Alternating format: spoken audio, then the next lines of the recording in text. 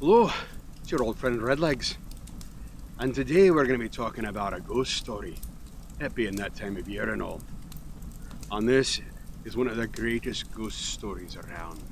People are still haunted by it to this very day. That's right, the Flying Dutchman. Every sailor that ever went aboard the Seven Seas fears seeing this ship. Yours truly included in that.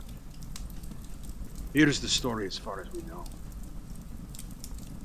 The ship was in the service of the Dutch East India Trading Company. They would send ships around the Horn of Africa in order to load up in India with all sorts of spices and silks and other wonderful things that they would bring back to Europe and sell at exorbitant prices. They were making so much money. They were the pirates, if you ask me. But the trip around the Horn is not an easy one. We know it now as the Cape of Good Hope, but back then it was known as the Cape of Storms. Because you could be sailing on what in the morning would it be a bright, beautiful day, and you would think you've got the world at your feet. And the next thing you know, a storm would brew out of nowhere. Part of the ship, part of the crew. This ship ran into one of those storms out of nowhere. And of course, it was being tossed around like a plaything in a bathtub. But the captain refused to turn around and head for safe harbor. The rest of his crew begged him. In fact, there was practically a mutiny. They were so scared and they wanted to get out of that storm, but he was determined. In fact, it is said that he shouted out, "We will sail this ship until doomsday if we have to." Well, apparently, the devil himself heard this, and afterwards, all hands were lost. No, it is said if you are caught out in the storm, and you happen to see this ship, well, you yourself may very well be doomed. Part of the ship, part of the crew. But that's not all. You could become becalmed. That's when a ship is stuck in the middle of the ocean, and there isn't a breath of wind around to fill the sails. And then out of the fog will come another ship, under full sails being pushed right along by no breeze whatsoever. And you can guarantee that that would be the Flying Dutchman. It is true. And that Flying Dutchman will get so close to the other crew that they will beg that crew to take their letters to give back to their loved ones that they left so many years ago. And if you get tasked with one of these messages, then I'd better do so. For if not, doom will soon follow them. It is said that people who've gotten those notes have tried to take them to the loved ones, only to find that those loved ones have been dead for years and years and years. So they do the next best thing. They either give it to the descendants or leave it on the graves of those that have wasted away, waiting for their loved ones to return from the sea. Part of the ship, part of the crew. Part of the ship, part of the crew. Now, I cannot tell you if the Flying Dutchman shows up on it to a ship that is already doomed, or the fact that the Dutchman showing up dooms the ship. All I know, odds are you're not going to make it back to shore. And that, absolutely, is a ghost story. The Flying Dutchman.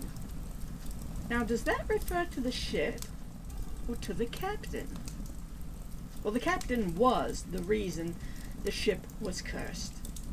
Some say it was Captain Bernard Folke, who was renowned for the speed of his trips from the Netherlands to Java. Now, he was suspected of being in league with the devil.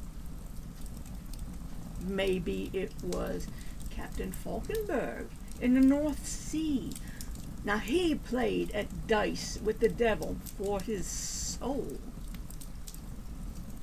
But most seem to think it was Hendrik van der Decken who was the captain. I mean, the ship was an Amsterdam ship of the Dutch East India Company.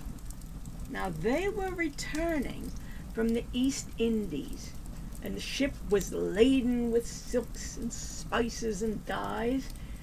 Now, they were eager to return to Amsterdam, so the captain took the shortest but the most treacherous route. I mean, that was around the Cape of Good Hope. Now, a fearsome storm started blowing in, and the wind was against them. I mean, it's threatening to capsize the ship.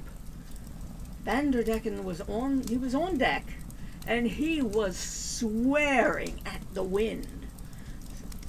Some say that the crew begged the captain to turn about, try to get to safety, but the captain was determined to head into the maelstrom. Now, them that say that the crew gathered and chose to mutiny rather than to continue. The mutiny leader and Van der Decken fought. The mutineer lost, and Van der Decken threw his body overboard. Others say, nay, there was no mutiny. The time about sunset during the storm, the ship spoke to the captain, asking if he did not mean to get out of the storm to the safety of Table Bay. Van der Decken replied, "May I be eternally damned if I do, though I should beat about here until the day of judgment." Now, at this utterance, the devil himself appeared before the captain and condemned him and his crew to sail the seas for all eternity. There he is, the captain, with a crew of dead men. I mean, they were never to reach their destination. Part of the ship, part of the crew. Now, other captains have seen a weather-beaten ship that sometimes would lower small craft into the water and approach their own ship. I mean, these raggedy sailors in the boats, they would beseech the crew to deliver letters to home for them. But the captains, they would always refuse, because only misfortune follows them what deals with the Dutchman's crew. Part of the ship, part of the crew. Now, there are tales, however, that a devil or an angel offered Van der Decken a chance to redeem himself and his crew. Once every 7 years, the ship would make port to allow Van der Decken to go ashore to search for a woman. The love of a faithful woman would be their salvation. Part of the ship, part of the crew. Do you believe that? Could be quite a horror story, couldn't it?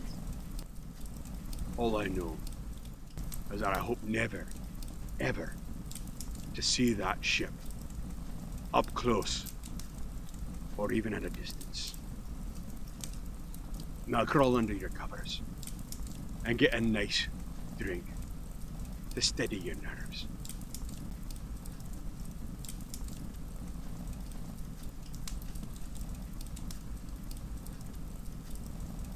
Happy Halloween, mates.